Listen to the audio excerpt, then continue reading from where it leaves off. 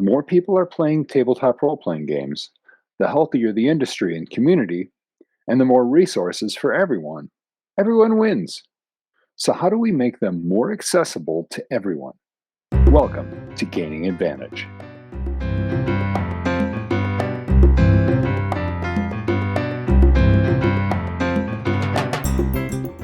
Welcome to Gaining Advantage. We are using tabletop role-playing games like Dungeons & Dragons to make lives better. I want to let you know about a few things if you're new to the show. Wyrmworks Publishing has a number of resources that we offer available for free every week. It includes our Accessible Adventure of the Week and Disabled NPC of the Week. And those are available on DM's Guild, and they launch every Monday. You can sign up for our newsletter at wyrmworkspublishing.com to get notifications of new ones, plus a whole bunch of other things. Now, this episode drops on Friday, and it's coming Monday. If you're watching this before then, we have a new release that we're really excited about. And so you can sign up for our newsletter on wyrmworkspublishing.com to find out when it releases. And if you're hearing this after that, then that means it's already available. And so you can just go to wyrmworkspublishing.com and look for Casts with Wolves and sign up for our newsletter so you don't miss future announcements. And one more announcement, if you are on Reddit, I am one of the moderators for a new subreddit, Disabled Dungeons. It's talking about disability, neurodivergence, and chronic illness in tabletop role-playing games. Now note that this sub is not sponsored by Wyrmworks Publishing, but I am one of the moderators there. Now, if you see potential in the things that we are working on, that we're trying to do here at Wyrmworks Publishing, and you want to help to make sure that that continues, then we would really appreciate your support on our Patreon. The link for that is in the show notes. And just for signing up, even at the lowest level of Patreon support, you get free 4K maps for all of our weekly adventures instead of having to buy them at the map store. So right away, that's an instant savings for you because we already have a bunch released, and the lowest level of our Patreon is only $3 a month, and we release at least 4 map sets a week at $1 a piece. So, and we release at least 4 map sets a month at $1 a piece. So right there, you're saving at least $1 a month on those map sets. Plus, you get all of the past ones in addition to that, all lumped into that one cost. And then as you increase your Patreon support, that opens up other things, other resources for you, including our entire library of everything that we have produced and will produce. You also get access to our Discord server. It's a safe place to talk about Dungeons & Dragons and other tabletop role-playing games, advocacy, finding other disabled, mentally ill, chronically ill, and neurodivergent characters or players and non-disabled allies. And it is a no ableism zone. It's a safe place to just go and talk and hang out. And so we'd love to have you join us there as part of our Patreon. And we also just want to let you know how much we appreciate that support that we get. And, just a whole bunch of small monthly donations might not seem like much, but it adds up and it makes a huge difference on what we can actually accomplish. So all that said, let's get right to our interview.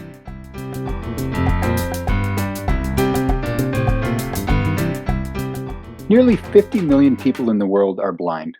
And when you add those with other vision impairments, the number skyrockets. That number is expected to triple in the next 30 years.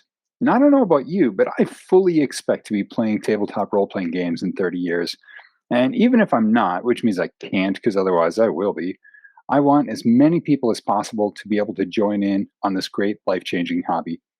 And so with a game so dependent on print media and dice, how can we make the game available to more people? Today, we welcome Tyler Palermo with Dots RPG Project, where they're already working on that. Welcome, Tyler. Hi, Dale. Thank you for having me. So tell us about the Dots RPG Project and what do people need to know about it? Ooh. The Dots RPG Project is a 501c3 nonprofit that's been around, say, for about 4 years now, but we've only become an actual registered charity just over 2 years now. And we focus on bringing accessibility into tabletop. We had an emphasis early on about making it possible for people who are blind or partially sighted to be able to play the games, because the whole project started between two friends, a blind GM and a heavily impressed friend of his who wanted to do whatever he could to help him out. And it just kind of evolved from then. Those people aren't quite available anymore, but we've been trying to carry their mission, carry their intention forward. Okay. And so, what are your projects that you're working on or Our have already prime done? mhm. Our primary effort is to get braille dice into the hands of anyone who wants them. It's been kind of a interesting journey to get accessible, like physical accessible materials into people's hands. Um, braille D6s aren't uncommon by any means. They've been made for a long time because that's the most common type of die. You can use those in classic games like casino games and the like. But they've never been necessarily easily available. You have to go to proprietary stores or have resources through blind associations and things like that. And there's nothing better than being able to roll a die for yourself at the table when playing a role playing game. So we wanted to make sure that the whole TTRPG set was available, not just D6s. On top of dice, we work on digital accessibility. We're trying to make Braille rulebooks for certain games that are interested in having those printed, and really just trying to educate people on how realistic it is to have blind and partially sighted people in your games, or people with any disability, because it's not a scary thing. Yeah. No, absolutely. And in fact, I was just reading today that if anything, the scary thing is on the other end, where people with disabilities are looking for communities that will welcome and accept them so that they can play the games. Absolutely. Right. So while the benefit for blind people is obvious, how can seeing people in the tabletop role playing game community benefit from your work? Hmm. Well, it's pretty clear that our work isn't for sighted people, but I think there could be a lot of benefit for people who aren't disabled to be exposed to these things. Um, I like to think about how accessibility provisions and accommodations in the regular world help everybody, not just people with disabilities. The one that immediately comes to mind is curb cuts on like street corners. They Hmm. were originally made for people with who are using wheelchairs, but anyone can benefit from that. Like you don't have to be categorized as disabled to need to benefit from a ramp anywhere. They're better than stairs. Yeah. Um, I think that idea kind of branches out into all gaming, where the more you're exposed to these ideas, the easier it is you can get accommodations for yourself, disabled or abled. Um, Again, you don't have to be disabled to benefit from these things because everybody has needs. People with disabilities often get their needs classified as something special when everybody is a human and everybody needs things. People have glasses, and that's actually an accessibility aid. If you just have an astigmatism, just have a little bit of issue seeing, it's really nothing different to a guide dog or a white cane. Yeah, absolutely. I know for me, captioning on Hmm. television, I am slightly hard of hearing just enough that I like the TV louder than the rest of the family. And in fact, even when we go to movies in the theater, it's hard for me sometimes to understand what's being said, and so I know I really I prefer watching it at home where I can turn the captioning on and we can Hmm. turn the volume down. Kids are sleeping, and you can turn it down, and the whole family benefits then. But it wasn't originally designed for parents with sleeping kids, and yet it's beneficial in lots of ways. Yeah, I think another real tangible way it could help uh, people who play role playing games who are sighted is a lot of our early efforts had to do with both creating image descriptions for published materials through our own volunteers and also encouraging other people in the community to create image descriptions for their own media, whether that be social media, like alt text on Twitter posts, or in PDFs to just have that built-in description on any image a screen reader user might scroll by. They're invisible to most people. When you're just looking through a book, you don't see them, but they're embedded in the code. So that way, anyone using technology to read a book can access these things. But in some cases, they can be used as sort of um, like captions underneath. They can take the place of that. And if these image descriptions are made more public, then sighted people who might feel a little bit lacking in their descriptions of a role playing game monster might be able to read how other people have described it. And I think it can really tangibly help people make their language more evocative for describing things. I have a lot of friends who think they're awful at describing environments and monsters, and they just start reading more books and reading how other people are describing them, and they're getting more comfortable with that sort of thing.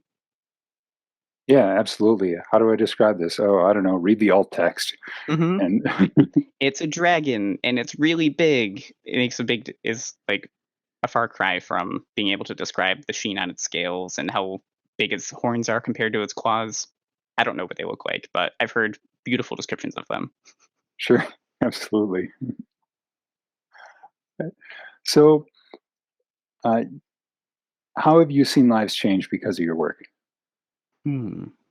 I think independence is the biggest part. We get to see people who thought they would never be able to play games or never be able to play without completely relying on the other people at the table, whether it be on a grid format in more of a tactical game or trying to choose their character paths and, of course, rolling their dice. I've known a lot of visually impaired people who want to play games and just really felt like they could not do so. And when they could, they felt inferior or embarrassed that they had to rely on their friends at the table. And if you have friends at the table who will help you with that sort of thing, that's great. But I think it's infinitely better to be able to do those things on your own and h- you be able to decide when you ask for help and when you can do something for yourself. Yeah, So being able to really like to come back to this example, there's nothing like rolling a nat 20 at the table and everybody getting excited. But if I cannot see my standard die, and I roll it, and everyone else at the table starts cheering, sure, I know immediately what happened, but I don't get to have that experience for myself. Everyone else had it first, as if it was their own. So being yeah, able to use braille dice, it's I'm rolling in front of me. I know what my die result is. I get to look excited, and then everyone else figures out it's a nat 20. It's split seconds afterward, but it makes a difference. It makes it more comparable to a typical sighted table playing the game. absolutely, absolutely. Because it's your experience, and Hmm. and you want to be able to experience it firsthand and not secondhand. Yeah, that makes perfect sense. And I That's a think, helpful insight.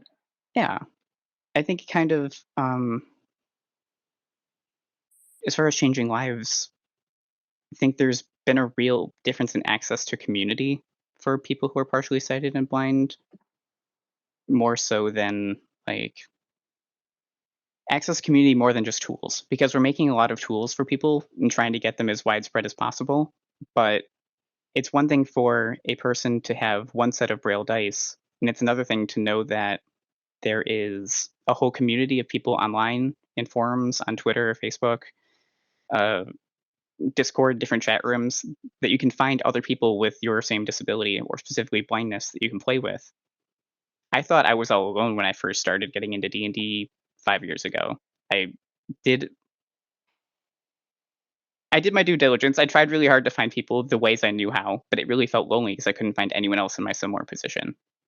And now I have dozens of blind friends who all love playing role playing games, so I get to share this experience with. And of course, I get to play with a lot of sighted people too. But it's that feeling of belonging where it's simply just exclusion before these things are possible. Sure, absolutely. Just to be able to have someone who knows your experience. Hmm. Um, yeah, and the the inclusion of being able to, whether you're playing with other blind people or whatever your particular experience is, or people that aren't, but to be able to share the experience in more fully. Hmm. So you just rescued a djinn from the hands of an Ifrit, and it offers three wishes to achieve Dots RPG's goals. What do you wish for? Oh gosh.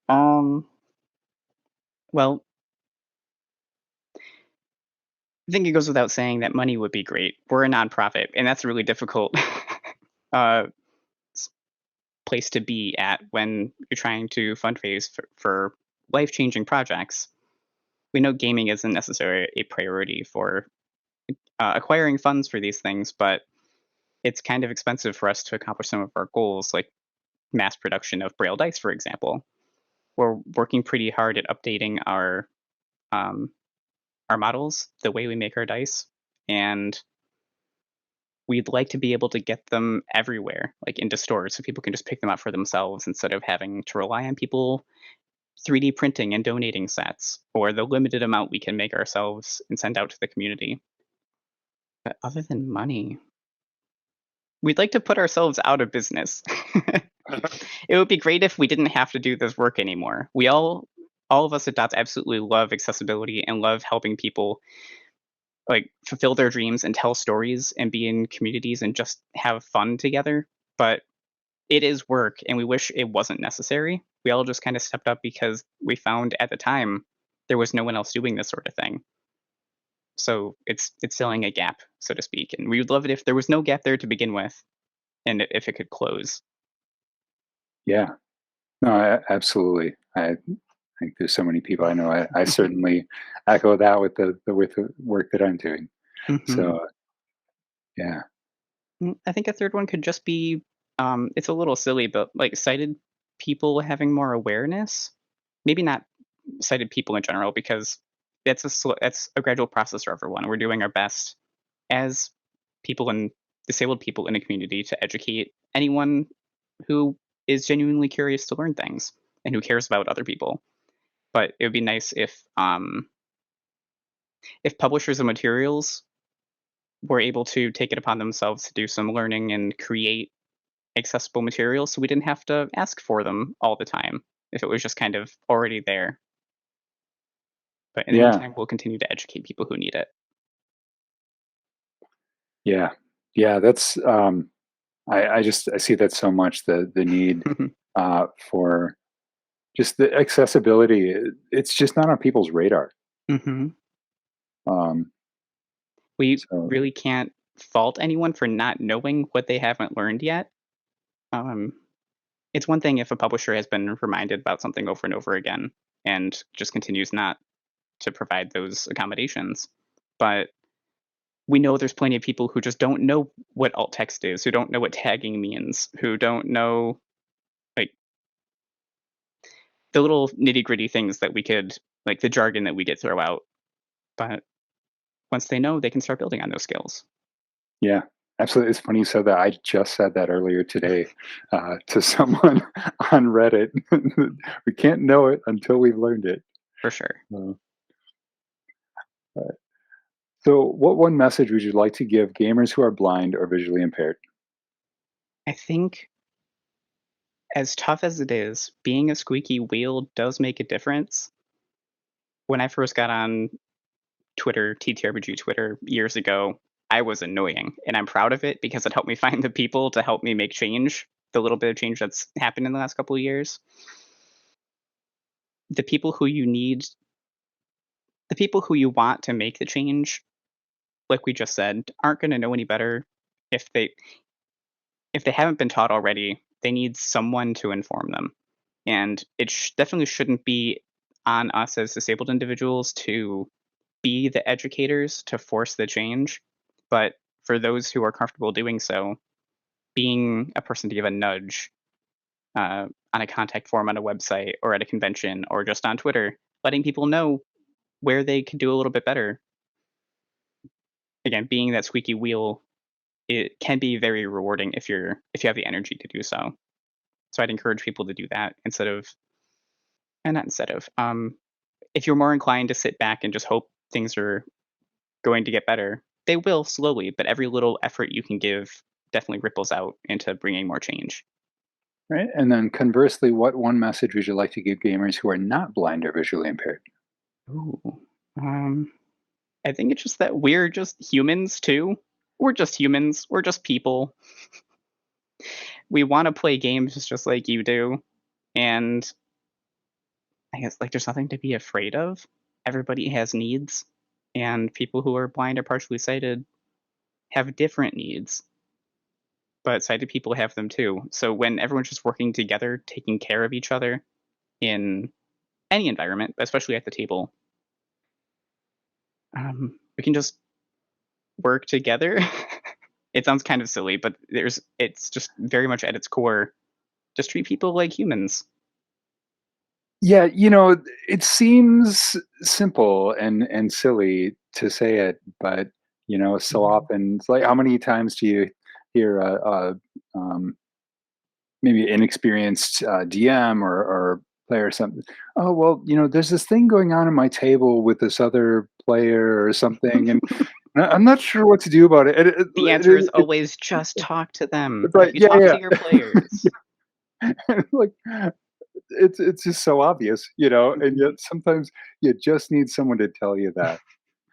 Um, I know a lot of people get nervous. Like we hear the tale as old as time that I don't know what to do. I don't know how to help.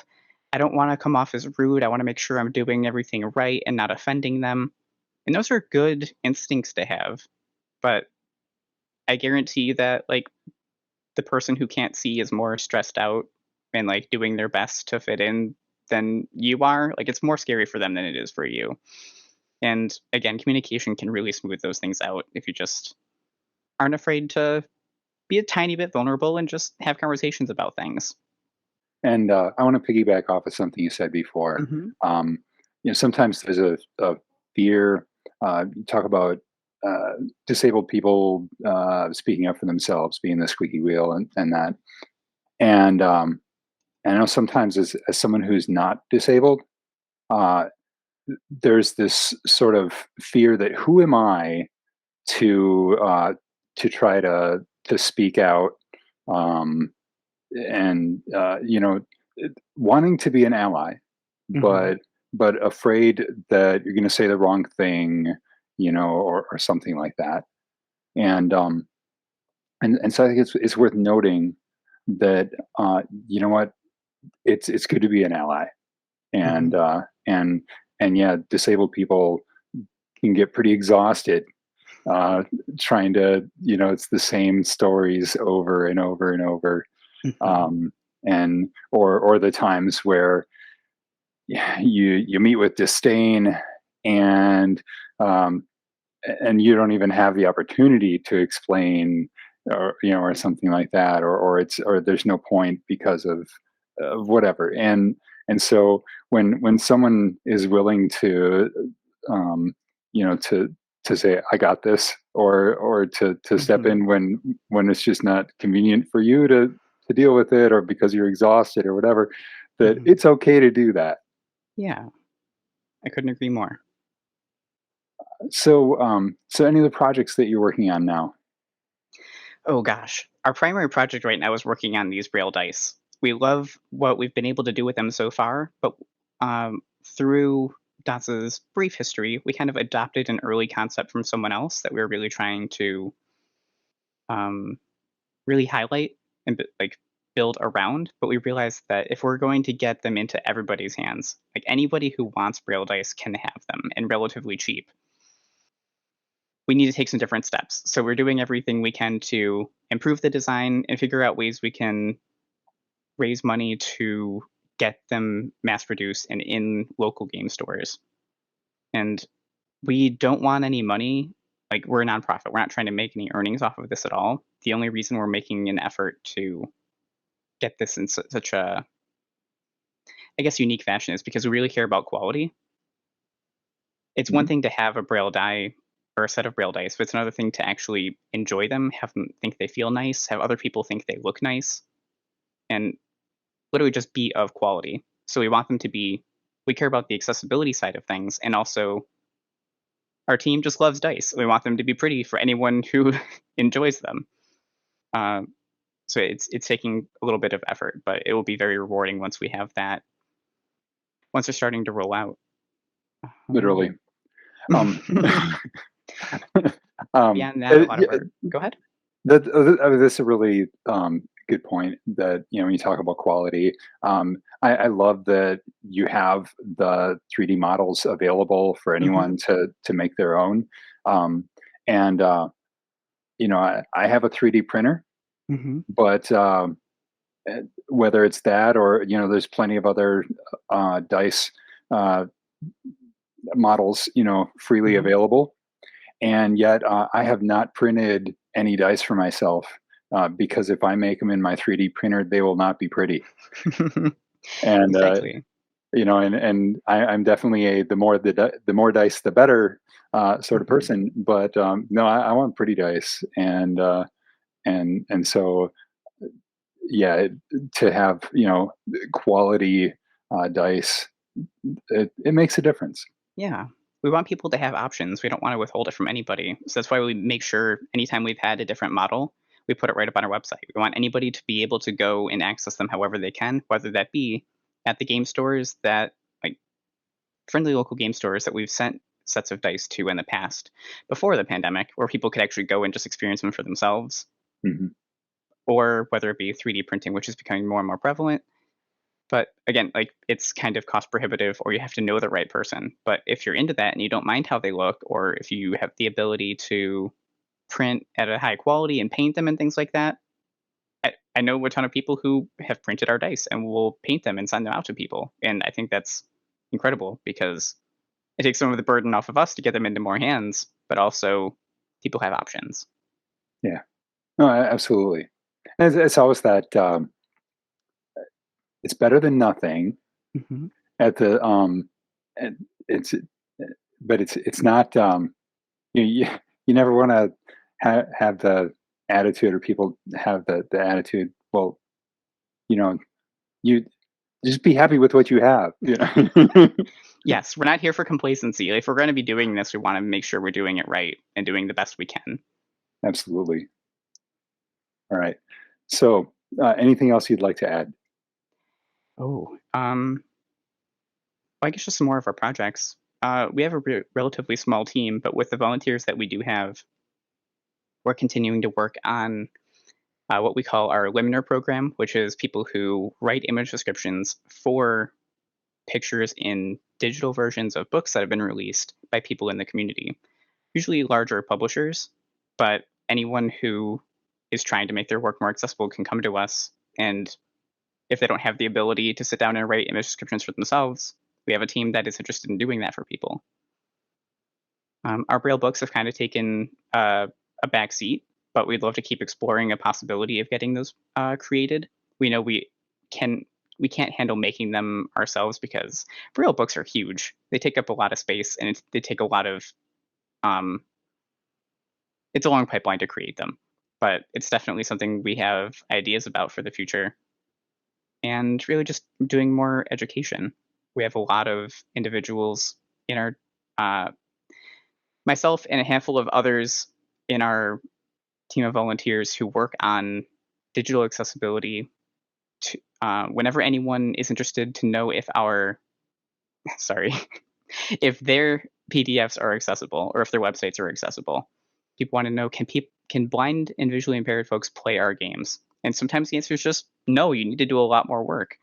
But sometimes our folks can sit down with them and explain like you just need to add a heading hierarchy to your file, or your image descriptions aren't coming through but everything else is fine, or maybe just some weird formatting glitches. But that's definitely one of our more frequent efforts. Yeah, and there's definitely a need for that, and it can be really challenging too. I've learned that. I've had some conversations with you Hmm. recently, trying to figure out how to best do that with the software and things that I have at my disposal. So Hmm. um, yeah, it's a challenge. So it's great to have someone, because yeah, I can finish a project and say, okay, well, it looks pretty good, and I open it up and the PDF and Acrobat Reader, and Hmm. the alt text seems to be showing up and stuff like that. But is it actually readable? I don't Hmm. know. I think So it's important to emphasize that we're not trying to be an authority in any of this. We're just trying to help people learn. So I will never tell anybody this is the right way to do it. I just want to work to inform people, help them make their own decisions. Like, this is what needs to be done broadly to make sure this community can use your materials, but however you get there is up to you. But there are some best practices for sure. So like we take the approach of more guiding people, answering their questions, filling in gaps in their knowledge base instead of telling them what's right or like fixing it for them. But that can work really well too because the more um, layout people, the more publishers that learn about these things, the more sighted people who are creators that learn about programs that can produce tagged PDFs, for example, they can inform others. They can continue to teach people, and that proliferates. So that way, it's not just partially sighted and blind people educating people. It can go beyond us. right. So we'll have all your contact information in our show notes. But where's the one best place that you'd like people to start to learn more about you or contact you? Ooh, can I cheat? Yep. Well, all the links are there, but at dots.rpg is the place to get anything immediately about what our program is doing. But if you want to contact me directly, I'm at Tyler_Moonsage on Twitter. I don't post often, but I'm happy to talk about anything nerdy, accessibility, and role playing games, of course. All right, Tyler, thank you so much for coming on the show. And everyone, encourage you to go and check out the links in the show notes and learn more about it. You know what? I want to, before we stop, I want to Hmm. add one more thing. This is a resource just when I was poking around on the Dots RPG website that I was really excited to find. And that Hmm. is the directory that you have of people Yes. who do sensitivity readings and all kinds of other services that are provided. Uh, and so I encourage people, if you're publishing something and you need a sensitivity reader, or you want to have someone speak on a topic, or there's a number of different things Hmm. that you can go check that out. And those um, and when I found it, I mentioned it to someone else that I knew was a sensitivity reader, Hmm. that was not aware of that directory, Yeah. and they were really happy to say, "Oh, I can submit my information to that too." So Hmm. anybody uh, that is on that other end of providing those sorts of things, that you can get listed there as well. Yes, absolutely. Thank you so much for highlighting that. Like, of course, we're trying. A lot of our emphasis in that list is to provide people with information on where they can. It's for paid and unpaid assistance. There will be some people who just want to help, who are volunteering their time, but we want to make sure there are options for people who can seek out options for when people want to seek out paid work, like to get them more hands-on. Like, help me fix my PDF. It's broken. Like some people will be able to do that for you, but not every blind person is going to be able to take a screen reader, spin on your file, and help you fix it. Right. But we definitely encourage people who are in the community. If you have interests and skill sets you want to lend to helping inform other people, whether that be sensitivity reading on disabilities, or if you're just a creator yourself, uh, disabled, blind or visually impaired creator in the community, check out our directory. See if you fit one of the categories. We'll be happy to add you, get you some more attention. Right. Yeah. The more we can get that information out, and kind of going back to what we were talking about before about having to find the resources that are out there and stuff. Hmm. So, all right. So, thanks for so much for coming on the show, and everyone check out those links in the show Thank you for notes. having me. It was lovely.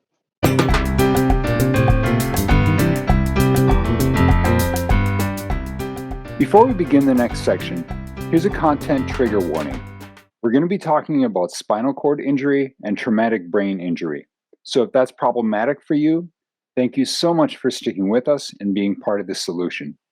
Hit the like and the subscribe buttons and share this with your social media powers, and we'll see you next episode. For everyone else, welcome to Playing the Other. how to play a disabled, mentally ill, or neurodivergent character, whether a PC or an NPC, that properly represents symptoms so as to represent those real life people in your game and give them depth as characters while avoiding harmful stereotypes and tropes. Today, to help us with that, I'm happy to welcome Casse Redus. Welcome, Casse. Thank you. Thanks for having me on. So, what would you like us to know about you as a person and as a gamer? Well, as a person, I guess the main thing you need to know is I'm a nerd. It's like the nth degree. I love gaming. I love reading, anything technology. So this is kind of right up my alley. Right now, my biggest thing has been Elder Scrolls Online. Been spending a lot of time on that. So that's about it. Okay. So, what would you like people to know about your symptoms, how you experience them, how you adapt to them, and what is and isn't helpful for people to do with you? Okay. Well, as you mentioned, I have a spinal cord injury. It's C1 through C2, with a fusion of C1 through C5 and a traumatic brain injury. This presents itself in a number of different ways. The main one physically is I have to use a cane and a mobile electric wheelchair. And I can get around without it some, like around my house, places that I'm comfortable. I don't have to use assistive devices. But the main thing that people need to know is that I am still capable even with my disabilities. A lot of the time, what we'll run into is people not believing that you're able to do things because of said disabilities. So a lot of the times what's helpful is just asking. Ask if you can help. Don't just jump in and start doing it. And to play a person with a spinal cord injury is different for everybody because the spinal cord injury doesn't present itself in one particular way for each individual. For me, that has been left side weakness. So anything that's coming in on the left side, whether that be physically or visually, I have trouble perceiving stuff on that side and being able to interact with things from that side. And then with the traumatic brain injury, there's the issue with temperature control. I can't really control my temperature once it gets to a certain level. So if I get too hot, I have to do certain things, take certain precautions like cold showers or fans or what have you. Same on the other end with cold. So you'll have to be aware of your surroundings more than a typical person would have to be. You have to look for the obstacles that may or may not be present, your environment, the temperatures, and figure out how to adapt to those. I found that because of my disability, I've become a very adaptable individual. Just because you can't do it the way that society says is the normal way to do something doesn't mean it's impossible for you to do. You just have to figure it out and make it work for you. Okay. Right. So, are there any other expressions of your symptoms, other things that you have to deal with that we should be aware of? A lot of it is like fatigue, sometimes not being able to focus because of the fatigue or because things are happening around you that are distracting. Um, and a lot of it's just the physical, not being able to go upstairs without help, not being able to necessarily feel safe going outside and just moving around without having someone with you, because if you fall, I know with me, if I fall, I have to have help getting up. So that is something you pretty much always want to have a buddy with you. The buddy system is imperative. Um, and I guess another way to get around that would be like a service animal. Don't have one of those, but that would be a good alternative. Um, and pain, a lot of pain management. So if you do too much or just don't do too much, there's the physical repercussions to deal with, the body aches, the joints not wanting to move right, things of that nature. So if someone is including a PC or an NPC in their game with symptoms like yours, how would you like that character played, and how can the other party members help? So I think a lot of the time with my symptoms or with disability in general, you need to play being, it needs to be adaptable. So like I'd mentioned before, nothing is necessarily impossible. You just have to have the right assistive devices or the foresight to plan differently. And with the other players, they will come into play with that. So if it's stairs, you might have to have someone help you up them. Or if it's something where you have to have balance to do it, someone's going to have to brace you. Um, so just the other players need to be aware they're going to have to pitch in when called upon. So, in whatever the way that may express itself. Um, and as far as the disabilities go, play the symptoms. Some of them can be to your advantage if you really want them to be. Like with the, I don't know, I'm trying to think of what the best way to use them to your advantage would be. But especially the assistive devices, because that can get really creative. So those are going to be a lot of help. Any kind of animals you may incorporate.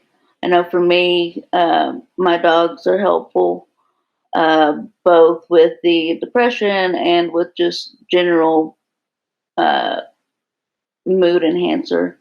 They also help with the fatigue, because they can be used as almost like a weighted blanket when you sleep. And so just use your environment differently than what you would if you wore what would be considered normally abled. That's a really good point, and this comes up with a lot of different disabilities. Is how do you use your environment differently? That Exactly. and I've seen that with so many, with the research I've been doing, the people I've been talking to, that you look at the world differently. You Yes. look at the things around you differently, and you don't necessarily use certain things the way that people expect to, because you are adapting those things to your use. So, Exactly. And like, I guess one example I can really think of, people, and this is probably silly, but hand towels, like the towels that you dry your hands on, I have to use those to put my shoes on if I'm wearing shorts. I have to hook them around my ankle and bring my foot to me. Nobody else is probably going to think, hey, a hand towel, and I'm going to use that to put my shoes on. But you have to adapt to what you're needing and what works best for you. well, I think all the Hitchhiker's Guide to the Galaxy fans out there would appreciate that. Yes. So, and I think this also, you emphasized it's an old role playing game axiom: don't split the party. Exactly. You got to have a battle buddy. Yep. All right. So, do you have any online projects or social media profiles that you'd like to share? I don't do a whole lot online as far as projects. A lot of what I work on is like under NDA. Sure. So The only social would be my Reddit. It's worldly_reels 8694, I believe. If anyone wanted to reach out and discuss anything, I'll put that I've link in also the show got notes. okay, and I've also got an Instagram that's just Casse Redus. That's another way to reach me. And I'm open to DMs if you want to talk about anything as far as this. So just hit me up. Okay, great. So we want to emphasize that everyone's experience is different, and Cassie's already alluded to that. So that note that what you heard today doesn't represent everyone with similar symptoms or diagnoses. This is just one example. So if you would like to come on the show and help people understand your symptoms, whether it's something related to some Cassie's or one of the other guests that we've had on here, or something completely different, then and to help people understand your symptoms so they can have more accurate representation in their games, you can just go to wyrmworkspublishing.com and contact me there, or just leave a comment below. Cassie, thank you for sharing yourself with us so that we can bring reality into fantasy and thus make that fantasy world a reality. Well, thank you for doing this. Integrating disability in any way and bringing advocacy to it is wonderful, in my opinion. So I really appreciate it.